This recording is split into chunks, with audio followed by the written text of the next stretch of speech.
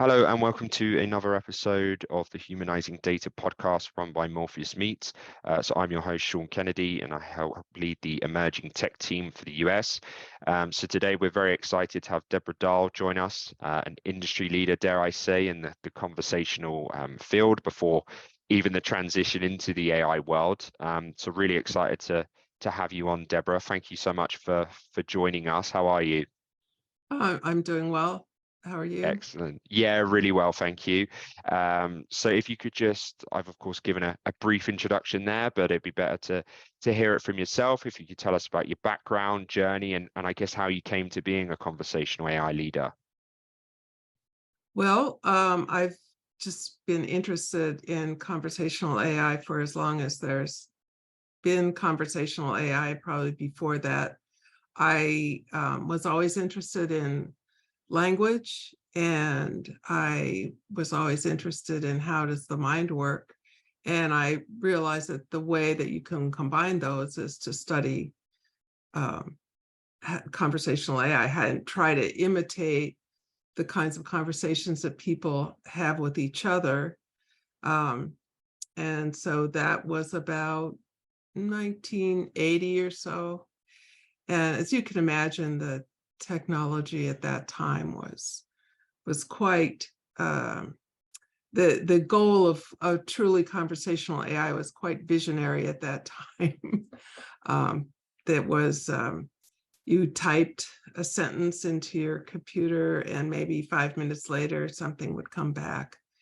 So it's you can imagine that over all that time there's been some incremental progress, some going back and forth, some AI winters when AI was really overhyped and it didn't fulfill its promise. So we went back and tried again. And at one time, my industrial career, I worked at Unisys, and we tried to commercialize conversational AI in the mid-90s, but the technology just wasn't there at that time.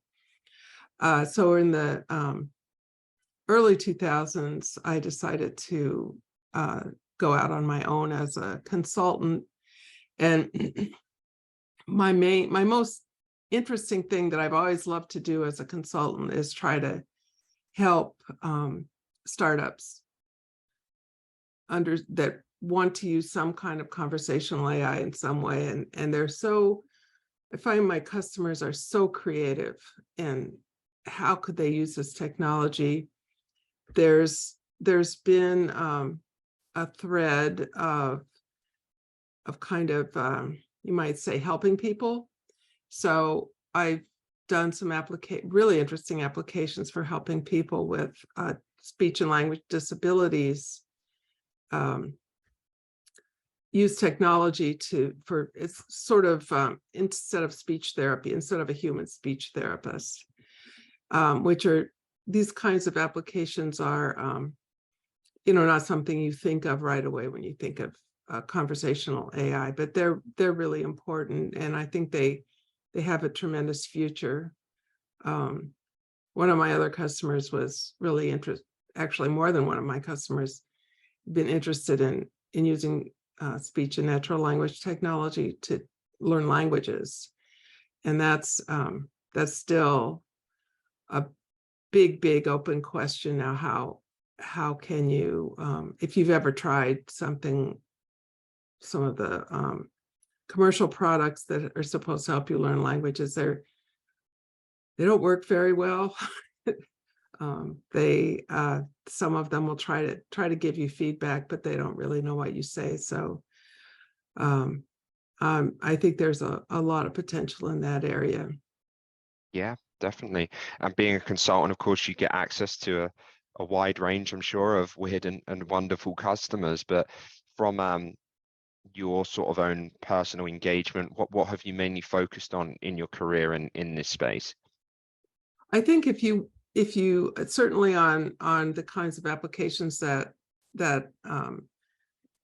help people, like I said, learn languages or speech therapy, I've also done some really interesting work in trying to expand the technology in the developing world. So I gave a couple of classes on conversational AI in Africa, in Kenya and Ghana, and there's just a huge potential there. There's so many interesting requirements if you're in the developing world, like how do you deal with these very minority languages that there are no large language models for, let's say, even a fairly important language like Swahili. There's a long way to go there, and there's literacy. Voice is really interesting when you're dealing with a population that's not all literate. They can't use keyboards because they don't know how to write. So voice is really important for that. But I would say, as a kind of an overarching trajectory of my career, I would say I've always wanted to make things work. So I'm very impatient with people that kind of have this, oh, I have the ultimate theory of language and how it works, and I don't have any examples of it working, but I just know that my theory will work. And there's countless people that I've come across in my career that are very focused on their theories, and that's not what I'm looking at. I'm looking at what can we actually do. And so that idea of what we can actually do has its germinated the ideas of making actual applications that actually help people. But I think another important ramification of that perspective is my work with standards. I've done a lot of work with standards for speech and language technologies, probably starting in the early 90s. I worked on a program for the DARPA Defense Advanced Research Projects Agency, and they were funding a lot of really theoretical work that I participated in. But at one point they said, let's try to evaluate this work. Let's try to compare systems with all our contracts are doing different things, and they're all saying that their system is best. How do we know? So I worked on an evaluation project for DARPA, and we developed a task that involved people asking about flight reservations and planning their air travel. It's called the Air Travel Information System. It was published in maybe the last one was published about 1994, and it's still widely used for testing systems. And at that was the first time that we were able to actually quantify system performance. So that was really interesting to me, because it meant, like, going back to the idea of doing things that are practical, we could actually say this system did a better job than this other system. Yeah, absolutely. Oh, yeah, sorry, carry on. I was just going to say, fast forwarding to 1998, I started working on standards for voice, like IVR voice systems. And that was with the World Wide Web Consortium. And I've been pretty much working with the World Wide Web Consortium since then on different aspects of voice standards. Yeah, excellent. And of course, you've been working with voice and conversational, like you said, since the 1980s. And I'm sure there's been a lot of changes in that time, but maybe on what I get from what you're saying, you were frustrated maybe a few times at the speed of some of the changes. Could have been a bit a bit better, a bit quicker. But just if you could give us a sort of idea of, I guess, from then to now, what was voice technology like when you started, and what have the sort of changes been to the present day, and also what do you sort of envisage it looking like now in the future? Well, it's pretty amazing, the changes. The first, well, we want to distinguish between speech recognition, which is basically just writing down what you said, and actually conversational AI, where you understand what someone says, which was, it took a long time for them to really be combined. But the very first speech recognizer I saw was I was on a refrigerator size. It was about 1980. It was on a refrigerator sized computer, which is probably about half the computing power of your watch. But it was very exciting because you could speak to it, and you couldn't save that much. You had to, the only things you could say were numbers, digits, and you had to stop between each digit. And then you had to wait for, I don't know, 10 or 15 minutes before it decided that it figured out what you said, and that it was usually wrong. So that was, it's just amazing how that's changed. You can, I don't know if you use a smart speaker, but they rarely get things wrong. There's a lot of low-level technical work that's been done for on the speech side that has resulted in that amazing speech recognition of smart speakers. Even if you're in a room with a lot of noise, you ask Alexa to turn on the lights or something, it understands you. It even understands my my grandson, he's 5 now, but even when he was 4, it would understand him. And it was kind of hard for me to understand him sometimes. So again, moving forward to pretty much that work on speech has been pretty incremental. And in fact, the natural language understanding, which, sometimes you type into it or give it text, that was pretty incremental up until about 2017. And that was when the first large language models started showing up in research contexts. And that was, there's a couple of aspects of that. One is actually better algorithms for making sense of the training data and users' inputs. And the second aspect of that, which is kind of independent, is being able to having really good computers that can digest enormous amounts of text, and they can detect patterns in basically the web, which is trillions of pages of text in all different languages, and combining those large language or generative AI, you might have heard of that, models, those algorithms, with that incredible resource of the web, has resulted in originally 2017 was when the technical works started coming out, but then a couple years later, we have things like ChatGPT, GPT-3, and I think it was just a couple days ago, GPT-4 came out. That it's kind of like a tsunami of technology, and it's so interesting to me because it's drawing in probably millions of people that were never interested in conversational AI. It's gotten them interested, and I think as a long-term conversational AI person, I kind of had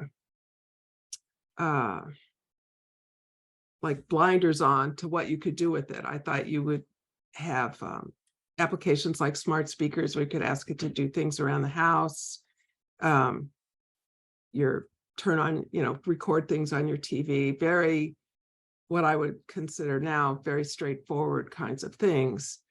But now we have all these newcomers who have gotten a hold of the large language models, and they have all these cool ideas like writing poetry and writing songs. I'm just so excited to see what all these fresh minds are going to be doing with this technology. Of course, we can still use it for all the tried and true applications like customer support, translating documents, but it's really intriguing to think about what things people can come up with. And I don't know. I'm really excited to see what will happen. Yeah, absolutely. And I can speak volumes to that as well. A lot of my friends, when I would explain about conversational AI, the easiest ones to allude to was Siri and Alexa. But yeah, in terms of ChatGPT, that's kind of blown the doors open, so to speak, and the interest, I think, will be a massive thing for the industry.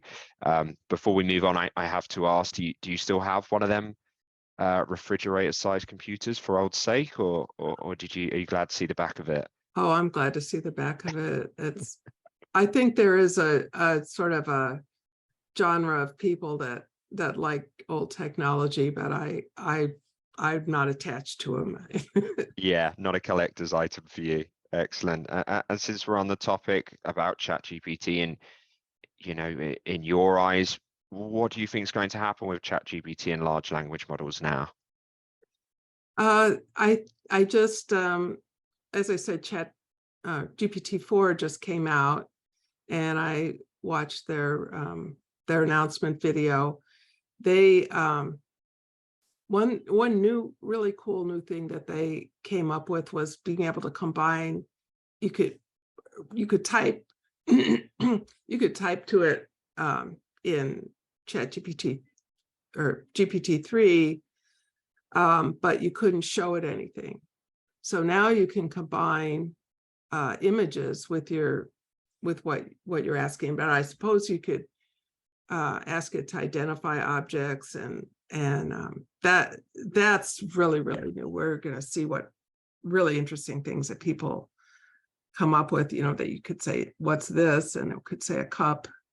But I think I know there's a lot more interesting applications for that. So I'm really excited to see that. And I think that's we're going to see a lot more of combining images with text, which is, we do that. That's our bread and butter as human beings. We see things and hear things all the time. We'll see a lot of that. I hope we'll be seeing things where the technology is extended to more languages, especially the minority languages. I would say, just especially looking at speech recognition, you probably have 10 languages that have good speech recognition, and even a really good one like some of the major European languages, it's not as good as English. English is by far the language with the best speech recognition technology, and then it falls off pretty quickly. So even something like German or Spanish, it's not as good as English. But then there's a couple thousand more languages that there's no speech recognition for. So I hope that the large language model technology will be able to be extended to some of these languages. The problem is there's probably, I guess, I'm going to make something up, 50% of the web is English. And I don't know if that's right, but it's probably something in that ballpark. And then the number of web pages in different languages falls off really, really fast. And so I think you're probably, if you're going down to a language like Swahili, there's not that much data. So technologists have to figure out a way to build a model for minority languages with much less data. And I think they probably will figure it out. It'll be interesting to see. Yeah, definitely. And in our last podcast with Daniel Bentov, he of course, much like you, very excited about the emergence of ChatGPT and was aware of it for some time, but great to now see it on center stage. One thing he alluded to was, in terms of the challenges, it's going to be interesting to see how some of the privacy and security stuff is sort of regulated, similar to sort of when the cloud came on board first as well. But in your opinion, what do you think are the biggest modern day benefits and also now the challenges around conversational AI, taking into consideration stuff like ChatGPT? Well, I think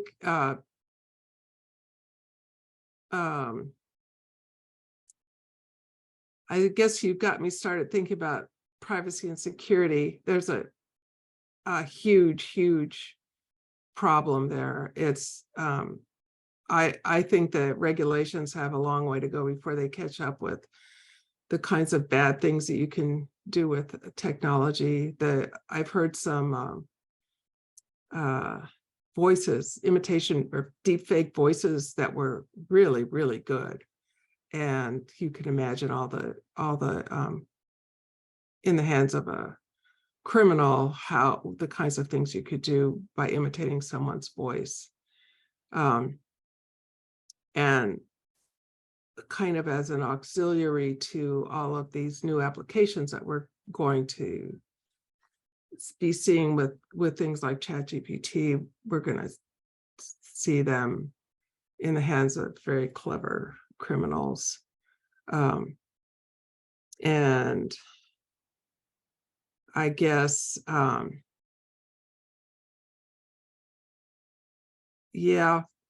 we're going to have to figure out how to manage that.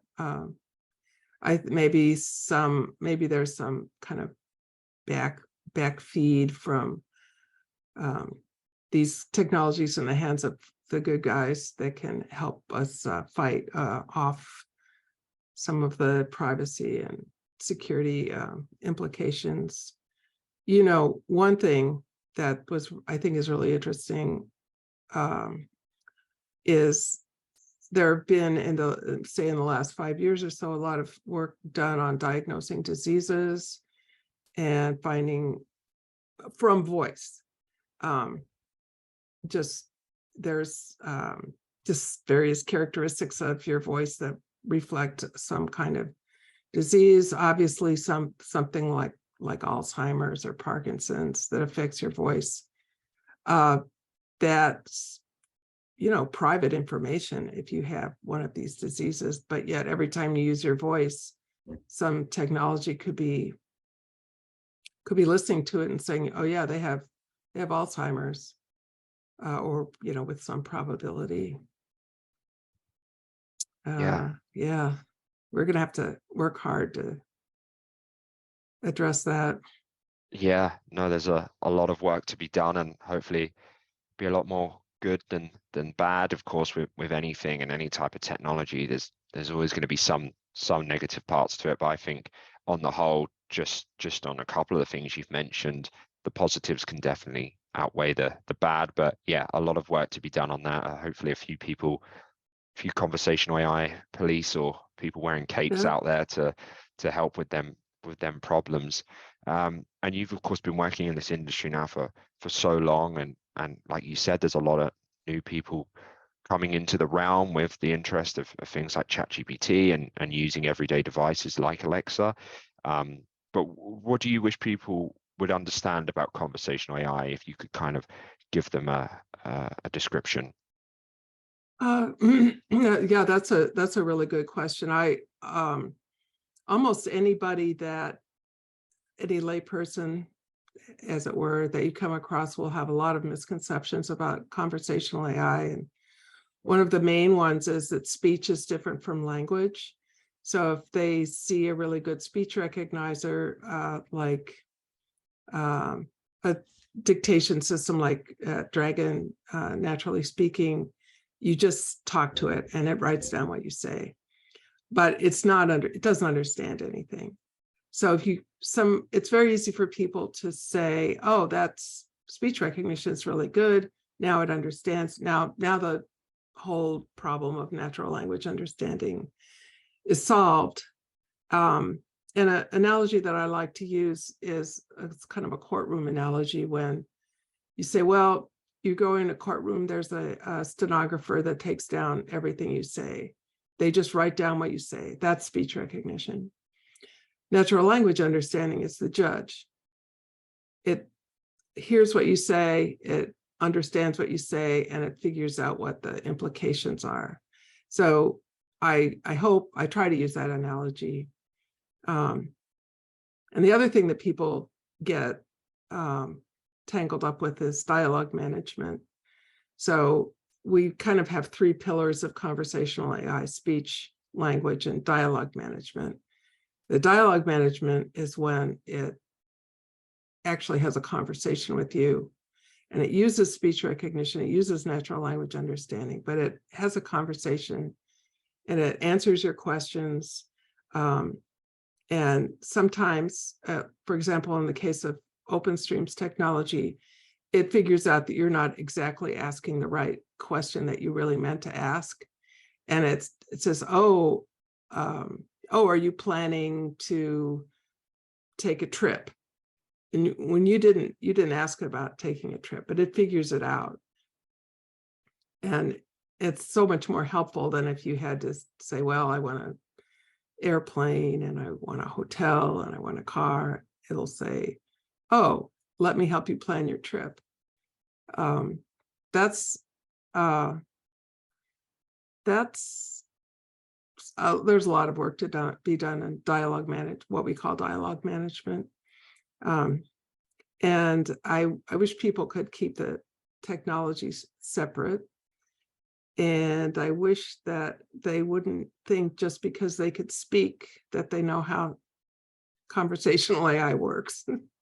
There's a lot of speculation, especially with ChatGPT, that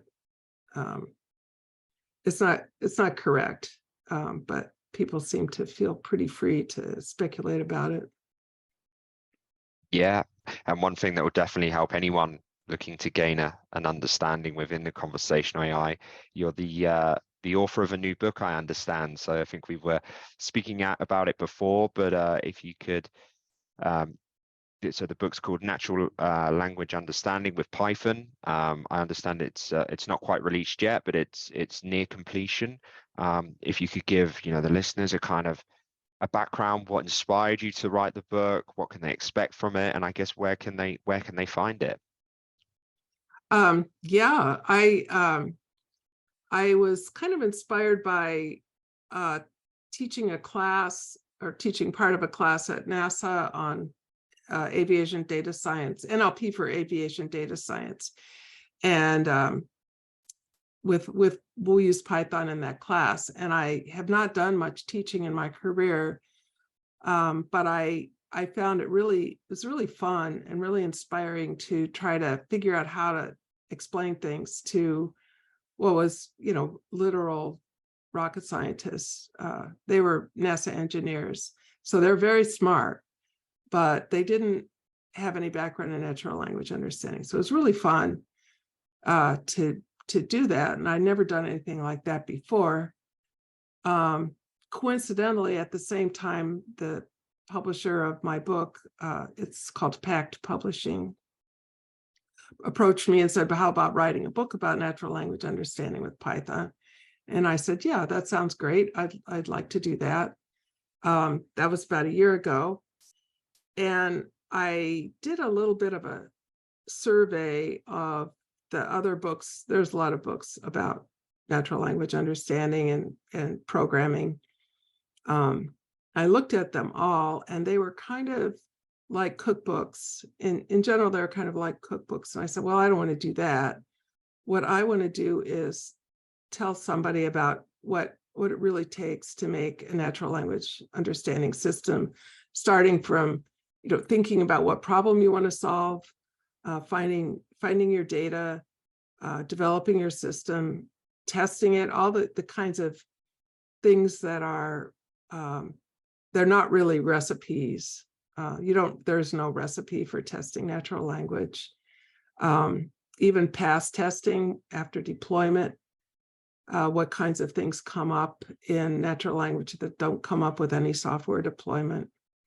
So there, I guess there's kind of two things. One is the actual natural language, creating natural language systems and doing the programming, the Python programming to make that work. You can probably see a million web pages about how to do things doing different things in Python. I don't want to duplicate the web, and I can't duplicate the web. But what I want to do is get people started so that they feel confident going to all these other resources and learning more. And then, as I said, the other thing that I wanted to do was make someone independent. Like their company says, we need a chatbot, go do it. I wanted to make them understand that they could, they have these programming resources, but they also need to think about all these other things like collecting data, testing, maintenance, scaling. I kind of had a mental model of a junior NLP engineer that's going to be developing a system, and how to make them independent and give them the tools that they need to do that kind of thing.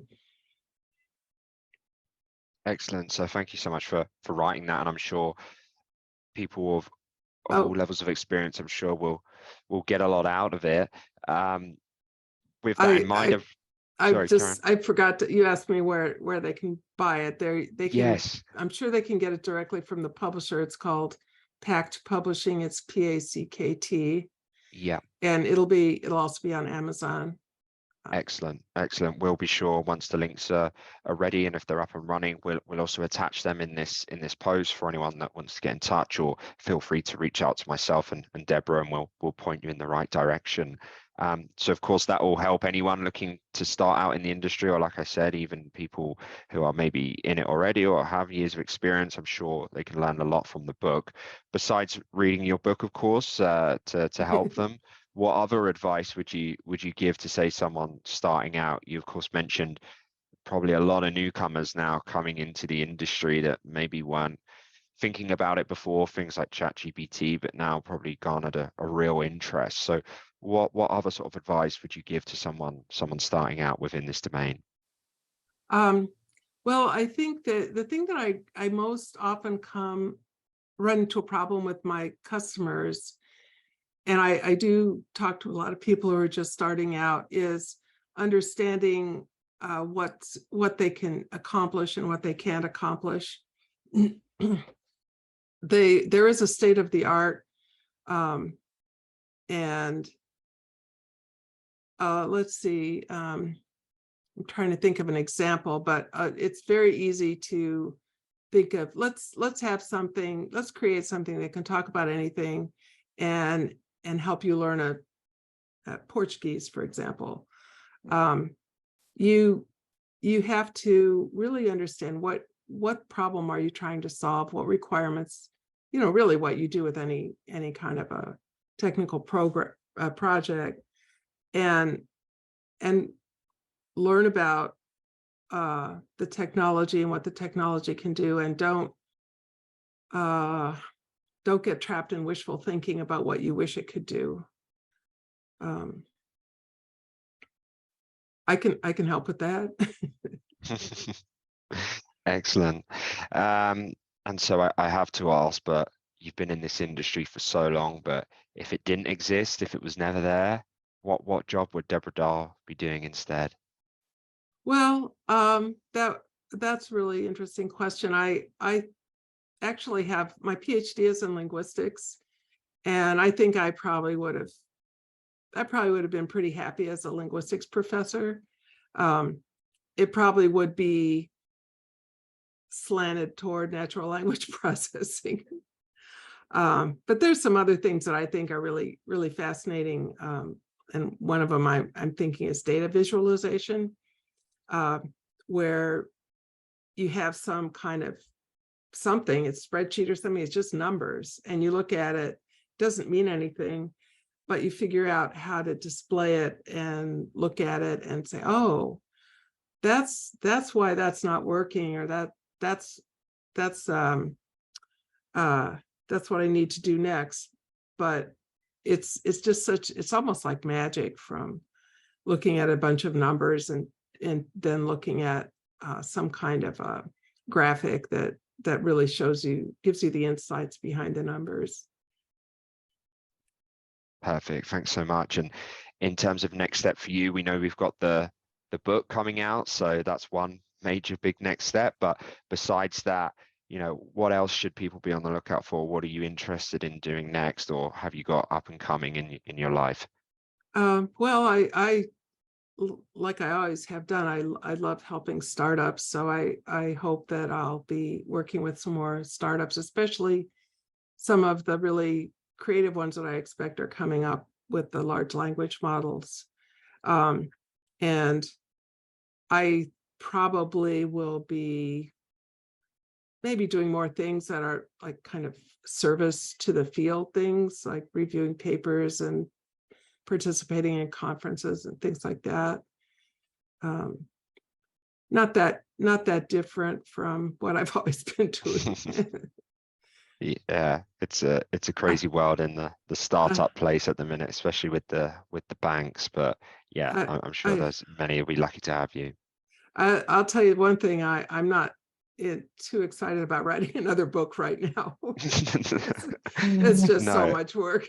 Yeah, no, I'm sure you say that now, but then once you get the feedback from the first one, all of a sudden it'll make it all worth it. And yeah, I'm sure then it'll probably inspire you maybe to a trilogy, but who knows, maybe the one and only. But yeah, just thankful that you did that one in the first place, and I'm sure many others will benefit a great deal from it.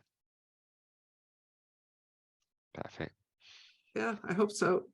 Excellent. Well, that brings us to the end, Deborah. Thank you so much for being a guest today. Really enjoyed speaking with you. And in terms of the wealth of knowledge that you can provide is mind-blowing for this area. And really looking forward to seeing not only reading the book, but also the feedback from the community with it. And we'll make sure to put all them posts to ensure that everyone can access it easily. But yeah, in terms of not only some of the work you do with startups and different businesses, like you mentioned OpenStream, but the many others in the space now that are gonna benefit from your great work.